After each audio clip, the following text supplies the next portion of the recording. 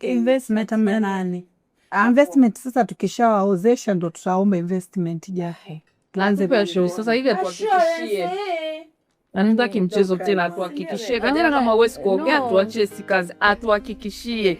Yaani kwenye swala kuhakikishia sijui yeye hajakataa.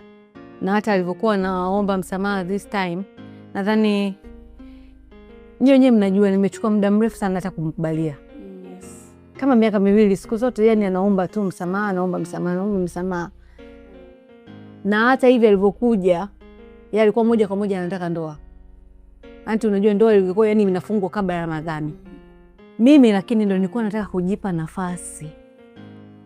Nione kweli, yani unajua mtu anaweza kukuoa afu kesho yake akaja akafanya kitu. Yaani unawaambia vipi watu mimi nataka talaka. Nilikwambia kwamba nani asikubali panda mtandaoni. Nakumbuka.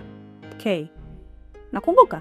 Nikupigia nikamwambia warudiane kwa mapenzi. Kina usiende pansa mtandao. Iko sawa? Ndio boss.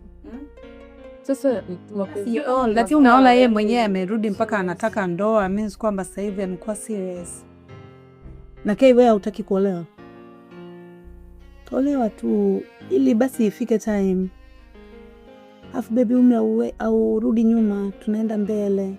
Alafu huyo aliotokea hapo I don't know what to say. It's okay to cry. It's okay. It's okay to cry, lakini kwa kweli ninapanga.